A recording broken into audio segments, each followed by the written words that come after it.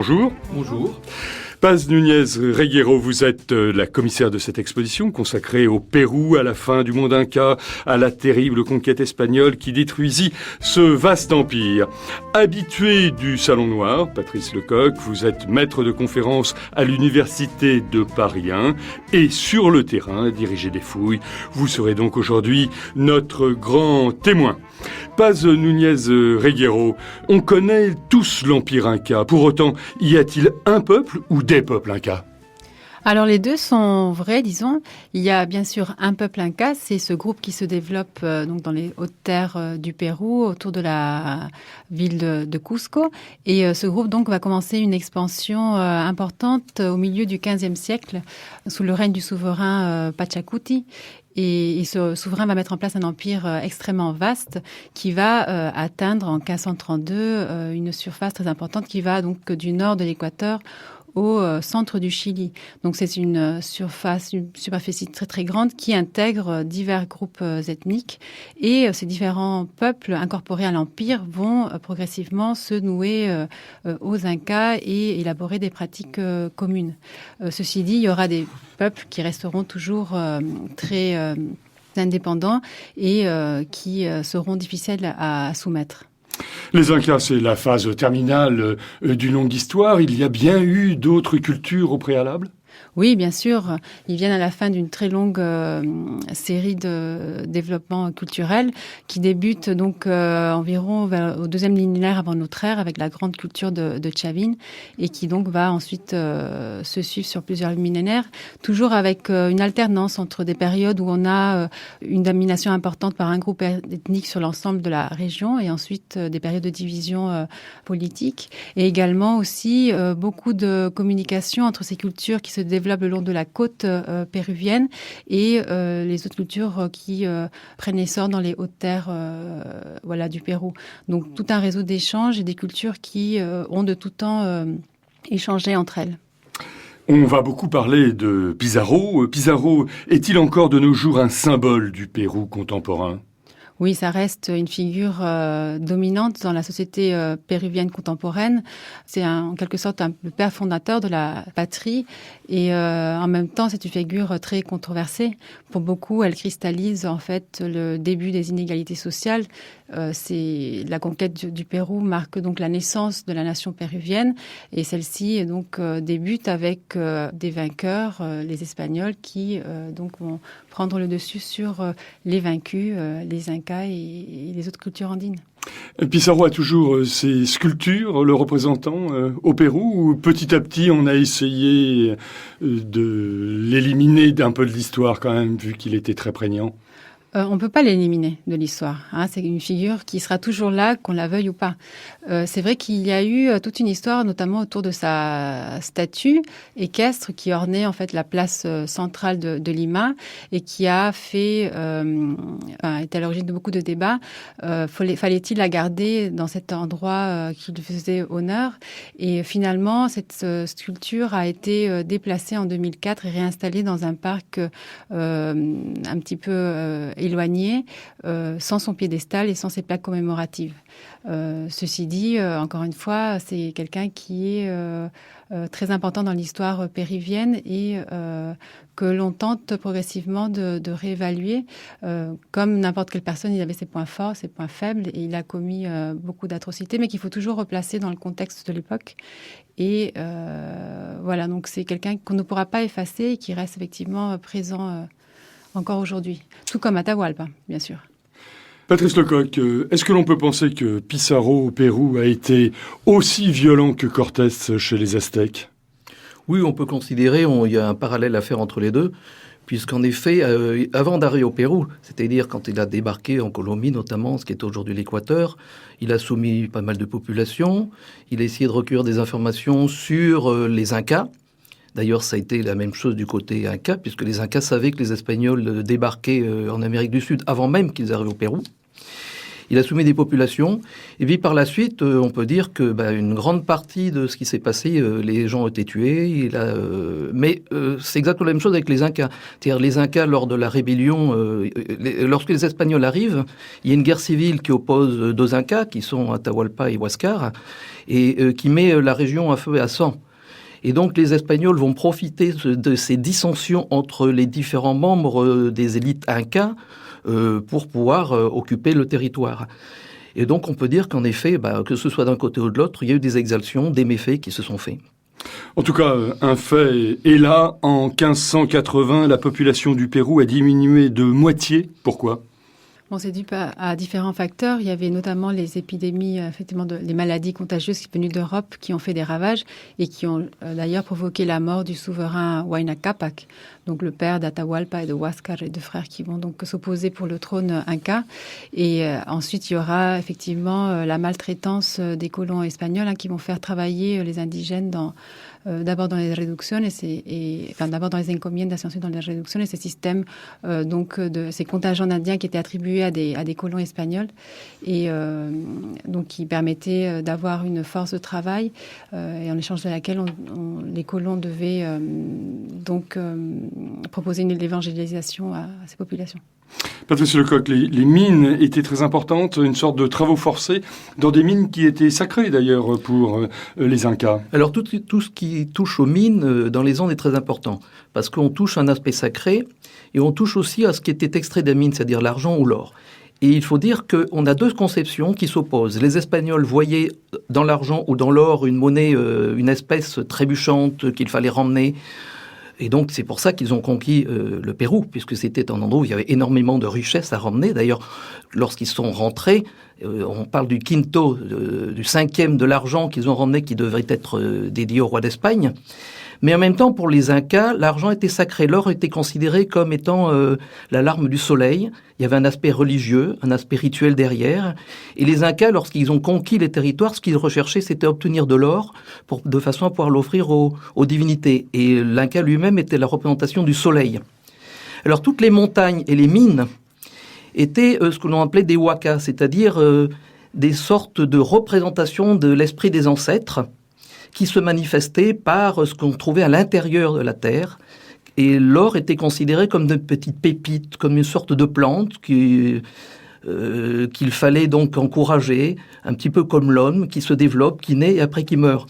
Donc il était très important de respecter ces divinités. Alors les plus importantes sont les mines de Porco et les mines de Potosi. On parle souvent des mines de Potosi qui étaient la plus grande mine d'argent connue dans le Nouveau Monde. Et on raconte d'ailleurs que si on devait aujourd'hui essayer de savoir quelle est la quantité d'argent extrait par les Espagnols, on pourrait construire un pont d'argent entre l'Espagne et le Cerro Rico à Potosi. Donc oui, c'est une quantité énorme d'argent qui a été emmenée par les Espagnols. Mais en même temps, ces mines étaient considérées comme des ancêtres. Et entrer dans la mine, pour un Indien, c'était aussi aller rendre hommage à cet ancêtre dont il était issu. Donc on a un regard croisé qui va s'établir. C'était en même temps un endroit difficile pour travailler. Beaucoup d'Indiens lui ont laissé la vie, énormément d'Indiens lui ont laissé la vie, puisqu'ils étaient obligés d'aller extraire le métal. Et d'un autre côté, c'était une sorte de rituel pour aller rendre hommage à la divinité. Donc ce premier regard croisé envers les divinités des montagnes. Paz Núñez Reguero, la conquête du Pérou, c'est aussi une guerre fratricide entre conquistadors ? Oui. La conquête du Pérou est quelque chose de très complexe parce qu'effectivement, Patrice l'a évoqué, il y a au moment de l'arrivée des conquistadors cette guerre entre deux frères pour le trône inca. Et en parallèle, on a donc beaucoup de rivalité entre Pizarro et les lieutenants qui l'accompagnent. Pizarro a tout d'abord un associé qui s'appelle Almagro et qui va l'aider dans toute son expédition et qui malheureusement n'est pas présent au moment de la capture du souverain inca Atahualpa. Donc à Cajamarca, donc cette ville où est capturé l'Inca, va être rassemblé un énorme butin d'or et d'argent et il est convenu que n'en bénéficieront que les conquistadors qui ont participé à la capture de l'Inca. Donc on aura dès le départ un premier déçu, Almagro, et vous aurez d'autres lieutenants qui donc au cours de l'histoire de la conquête du Pérou vont être des rivaux potentiels. Après la mort d'Atahualpa, donc le grand Inca, Pizarro mourra lui-même le 26 juin 1541 des mains espagnoles. Voilà, donc Almagro, que l'on vient d'évoquer, s'est finalement révolté contre Pizarro en 1537 et a mené une guerre contre la faction pizarriste. Les frères Pizarro était accompagné de 4 de ses frères dans cette expédition au Pérou, va finalement capturer Almagro et le faire exécuter. Et c'est son fils, le fils d'Almagro, qui va organiser donc l'assassinat de Francisco Pizarro à Lima en 1541. Patrice Lecoq, on sait que l'histoire est toujours écrite par les vainqueurs. Ce qui est étonnant dans cette histoire, c'est qu'elle se répète. Ainsi, les Espagnols installent au début de leur arrivée un grand Inca de pacotille, notre Philippe Pétain en quelque sorte. Oui, on pourrait le voir un petit peu comme Philippe Pétain. Enfin, c'est un peu différent dans le sens que c'est un Inca qui va être choisi par les habitants de Cusco après la mort d'Atahualpa. Et lorsque les Espagnols vont arriver à Cusco, cet Inca, ce jeune Inca, va se présenter comme étant le descendant de Huayna Capac, c'est-à-dire le grand-père. Et il va rester au pouvoir un certain temps. Et puis très vite, voyant les exactions que vont commettre les Espagnols, qui ne vont pas respecter, qui vont piller les tombeaux, qui vont piller les richesses du Temple du Soleil qui se trouve à Cusco, il va décider de réagir. Donc il commence à réagir, les Espagnols le font prisonnier à 2 reprises en demandant une rançon. Et puis, il va profiter du fait que les Espagnols lorsqu'ils vont partir pour conquérir ce qui est aujourd'hui le Chili, pour se rebeller. Donc, il va organiser le siège de Cusco, puis en même temps le siège de Lima. Malheureusement, je dis malheureusement parce que, bien sûr, les Espagnols continuent à bénéficier de l'appui. De nouveaux Espagnols vont arriver sur le territoire. Et donc, finalement, ces sièges vont très vite tomber en désuétude. Et l'Inca lui-même va être obligé de se réfugier, de partir, de laisser Cusco et de se réfugier dans la montagne, dans le nord de la région de Cusco, à Vilcabamba, une région qui est aujourd'hui sacrée. Et ils vont rester là pendant près de 50 ans. Et ils vont établir un régime, une sorte de régime fantoche, en quelque sorte, pour les Espagnols. Ils vont organiser des rébellions et des querelles. Et à chaque fois que les Espagnols vont essayer d'entrer dans Cusco, ils seront toujours soumis à ces raids lancés par les Incas. Les Espagnols, de leur côté, vont... Une fois que Manco Capac sera parti, ils vont élire d'autres Incas, donc des Incas de pacotille, des Incas qui leur sont fidèles. Ce sera le cas notamment de Tupac Hualpa ou d'autres Incas comme Carlos Inca. Et beaucoup plus tardivement, c'est-à-dire vers 1571-1572, le dernier Inca qui était parti en résistance dans la cordillère de Vilcabamba sera capturé suite à des traîtrises entre les Espagnols et les Incas. Il sera ramené à Cusco et il sera écartelé. Et c'est le dernier Inca. Et à partir de là, on peut dire que les Incas n'existent plus. Vous l'avez dit, Patrice Lecoq, les Incas fuiront vers des centres de la cordillère de Vilcabamba. C'est le fameux Machu Picchu, c'est tout ce genre de site? Alors oui, c'est important, Vilcabamba, parce que c'est un lieu mythique. C'est lié aussi à Machu Picchu. Alors on ne sait pas ce que c'était Machu Picchu, on pense que c'est une citadelle de l'un de ces derniers Incas, peut-être de cet Inca, Manco Capac, qui s'était réfugié. Et c'est intéressant parce que dans les années 1912, quelqu'un comme Bingham, cet archéologue américain qui est à l'origine de la découverte de Machu Picchu, va bien sûr chercher cette cité légendaire que personne ne connaissait, si ce n'est dans les mythes et dans les chroniques rapportées par les Espagnols. Et bien sûr, il ne va pas trouver cette cité, mais il va trouver Machu Picchu. Et pendant très longtemps, il va croire que Machu Picchu, c'était l'endroit où s'était réfugié le dernier Inca. Et il va falloir attendre un certain nombre d'années pour montrer, c'est lui-même qui d'ailleurs, en parcourant la région de Vilcabamba, au bout de quelques années, va s'apercevoir qu'il existe en effet au nord de cette région le site de Vitcos, dans la cordillère de Vilcabamba, qui est vraiment l'endroit où s'étaient réfugiés les derniers Incas. France Culture, le Salon Noir. Vincent Charpentier. Il y a aussi le site de Choquequirauqui. C'est bien ça? Alors, non, c'est pas tout à fait ça. C'est le site du Berceau du Soleil, Choquequirao, où j'ai travaillé. On a d'ailleurs fait une émission il n'y a pas très longtemps, qui est un site qui avait été encouragé par la France, notamment après un échange, une reconnaissance de date avec le Pérou, où j'ai travaillé pendant près de 4 ans. Et c'est intéressant parce que c'est un site là aussi lié au Soleil, d'après son nom, le Berceau du Soleil. Et il semblerait, d'après les recherches qui ont été menées, qu'il s'agissait en effet d'un lieu sacré, qui était lié au dernier Inca, vraisemblablement. Paz Núñez-Reguero, les Incas ont-ils, dans toute leur diversité, collaboré aussi?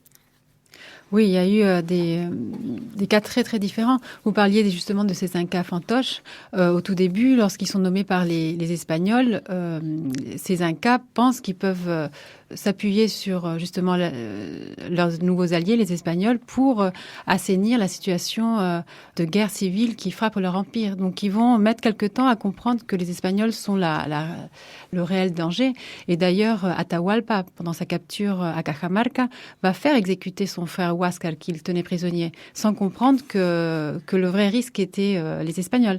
Donc on va avoir donc ces souverains qui vont tenter de s'allier à eux, et il y aura aussi toute une partie de l'élite qui va tenter de conserver son statut en s'alliant à ces gens-là. Il y aura notamment beaucoup de femmes Incas qui vont donc prendre pour époux des colons espagnols. Donc c'est une situation assez particulière, la conquête du Pérou, parce qu'on pense toujours qu'elle est très ponctuelle. On résume ça à la capture d'Atahualpa par Pizarro. Et en fait, on a entre 1532 et 1542, avec la création de la vice-royauté du Pérou, 10 ans au cours desquels on a une situation très particulière avec des multiples alliances qui se mettent en place. L'Inca, le grand Inca Atahualpa, sera tué après avoir donné une énorme rançon. Où est-elle passée ? Alors, cette rançon a été divisée, répartie entre les différents conquistadors. Et il y avait également une part qui était due au roi d'Espagne. Il y avait dans ces conquêtes dans les Amériques 1/5 des richesses rasiées qui revenaient au roi d'Espagne et qui étaient donc envoyées à Charles Quint à l'époque. Donc, ces pièces ont souvent été assez rapidement fondues. Et ces fontes étaient donc contrôlées, notées pour ensuite avoir des archives qui permettent justement de vérifier que notamment le roi avait bien eu sa part. Une partie de cette rançon envoyée à Charles Quint avait vraisemblablement été envoyée sous forme d'objet également, mais les pièces ont vraisemblablement été fondues assez rapidement. On est à un moment où l'empereur mène plusieurs guerres en Europe et il a besoin de liquidités. Donc on n'a pas de reste, en tout cas matériel aujourd'hui, de cette rançon. C'est une perte archéologique considérable. Oui, c'est une perte impressionnante parce que la production orfèvre inca était vraiment très variée. On a des descriptions assez sommaires, malheureusement, de ce qu'étaient ces temples remplis de figurines d'or et d'argent. Mais donc aujourd'hui, on a vraiment des maigres restes de cette production qui devait être vraiment spectaculaire. Et Atahualpa avait rempli une pièce entière d'or, c'est bien ça ? Alors, une pièce entière d'or et 2 pièces d'argent. Donc quelque chose de phénoménal. On calcule qu'il y a eu donc entre environ 6 tonnes d'or et 12 tonnes d'argent rassemblées à Cajamarca. Regardons les sources, cela commence assez mal. Les sociétés andines sont anépigraphes, c'est-à-dire qu'elles n'ont pas d'écriture ? Voilà, elles n'emploient pas l'écriture pour transmettre des données, ce qui ne veut pas dire qu'elles n'enregistrent pas des faits historiques et des informations comptables. Elles ont mis en place en fait un système très sophistiqué de cordelettes nouées que l'on appelle quipu et qui permettent d'enregistrer un nombre faramineux vraisemblablement de données par la qualité des fils, la façon dont les fils sont filés, par la façon dont sont faits les nœuds, par la couleur aussi des ficelles. Et malheureusement, ces quipus sont en cours de déchiffrement, mais on n'a pas encore complètement réussi à les lire. Ce sont donc des témoignages oraux qui seront recueillis par quelques chroniqueurs espagnols ? Oui, donc la vraie difficulté de cette période de la conquête, c'est qu'on a surtout des sources espagnoles. On a des sources des témoins oculaires des événements de la conquête. Donc c'est par exemple le secrétaire de Francisco Pizarro qui va faire raconter ce qui s'est passé, ou même Hernando Pizarro, l'un de ses frères, qui va écrire une lettre très intéressante racontant les faits. Mais à chaque fois, c'est des récits très biaisés en fonction de ce que l'on veut mettre en avant. Soit sa personne, soit des faits, etc. Il y aura aussi des Espagnols qui plus tard raconteront ce qu'ils ont entendu dire. Et du coup, les versions andines de cette conquête sont beaucoup plus rares. On aura en particulier un chroniqueur très important qui s'appelle Juan de Betanzos, qui va rédiger un récit qui est le premier qui intègre des informations plus précises sur les Incas. Juan de Betanzos est un chroniqueur qui s'établit au Pérou et qui va épouser Cusirimay Ocllo, qui avait été donc l'une des épouses d'Atahualpa et qui était devenue une concubine de Pizarro. Et après la mort de Pizarro, cette princesse Inca va donc épouser Juan de Betanzos et le chroniqueur va utiliser toutes les données rapportées par sa femme pour écrire son histoire des Incas. Patrice Lecoq, cette collecte des chroniqueurs débute dès l'arrivée des Espagnols. Une sorte de souci ethnographique ? Oui, on pourrait dire que c'est la première vision donnée par les chroniqueurs. Donc, les chroniqueurs sont considérés, ou même les gens qui ont participé à la Concorde, comme les premiers ethnologues. Il y a quand même un bémol, dans le sens qu'ils décrivent ce qu'ils voient, donc ils retracent leurs premières impressions, ce qui est le fait le plus notable, mais sans vraiment de recul. Et il faudra attendre la deuxième génération des chroniqueurs pour avoir un certain recul, et notamment pour comprendre un petit peu quel a été l'impact des Espagnols sur les populations, quels ont été les méfaits des guerres, ce qu'il s'est passé. Donc pour un ethno-historien, ce qui est intéressant, c'est de pouvoir confronter les deux données, à la fois les données les plus anciennes et les données les plus récentes. Et puis bien sûr, par la suite, ce sont les données rapportées par les explorateurs, mais on pourrait dire que les premiers Espagnols sont des sortes d'ethnologues de l'époque. Et je voudrais rajouter quelque chose sur les quipus présentés par ma collègue Passe, puisque les quipus, ce ne sont pas simplement des données chiffrées qu'ils nous présentent, mais ils nous permettent aussi d'avoir le nom des principaux souverains et les généalogies. Alors bien sûr, ce sont les généalogies présentées par l'Inca régnant, c'est-à-dire qu'à chaque fois qu'un Inca arrivait, il y avait le responsable des quipus, qui était une sorte d'historien local, mais il était très facile de pouvoir tuer ou de réécrire l'histoire au profit de l'Inca régnant. C'est quelque chose qui vraiment s'est fait, et donc on a simplement une vision troquée de l'histoire. Mais c'est intéressant parce que ces généalogies étaient récitées lors de réunions qui avaient lieu la nuit, un petit peu comparables à ce que l'on observe un petit peu à Java aujourd'hui avec le Wayang Kulit, avec le Mahabharata, ou ces épopées qui durent toute la nuit et qui racontent l'histoire indienne.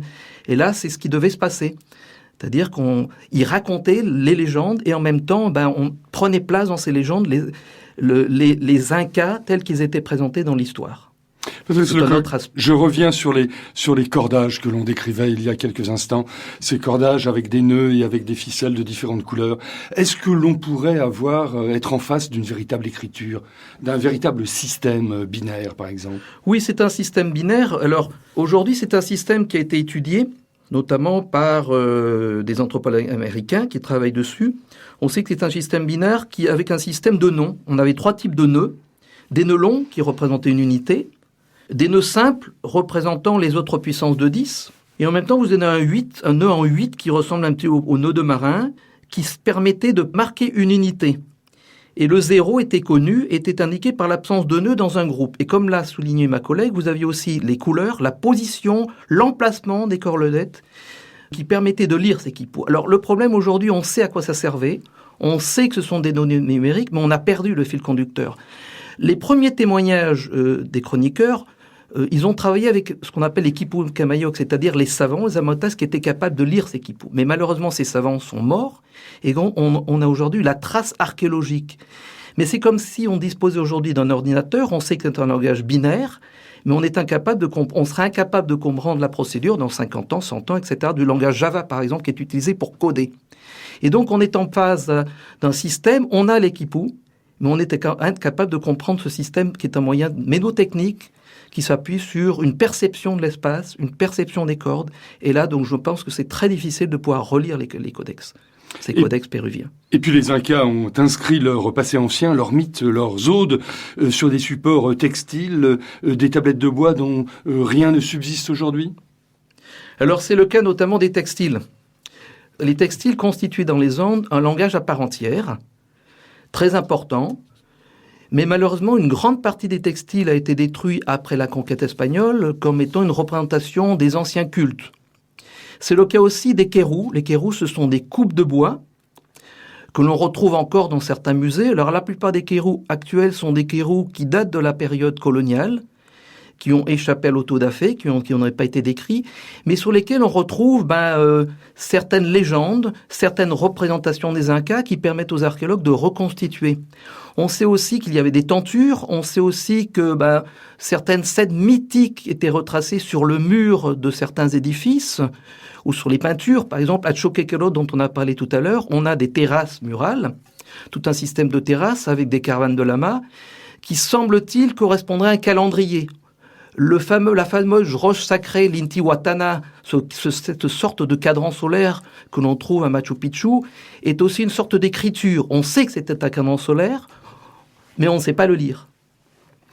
Les chroniques espagnoles portent sur une vaste gamme de sujets militaires, politiques, voire juridiques. Ceux qui excitent bien sûr ma curiosité sont bien entendu ceux liés à l'extirpation de l'idolâtrie.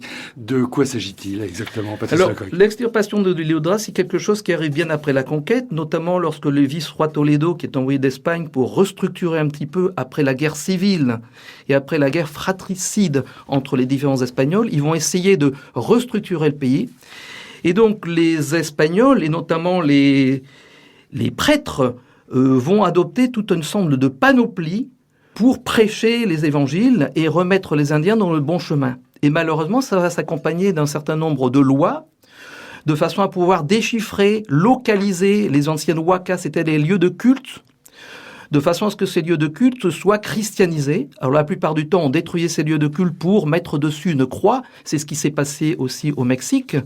Mais dans d'autres cas, surtout à la période un peu plus tardive, après Toledo, on va assister à une lutte systématique où la plupart des objets qui renvoyaient au passé précolombien, donc aux idoles qui étaient considérées comme des émanations du diable par les Espagnols, seront détruits.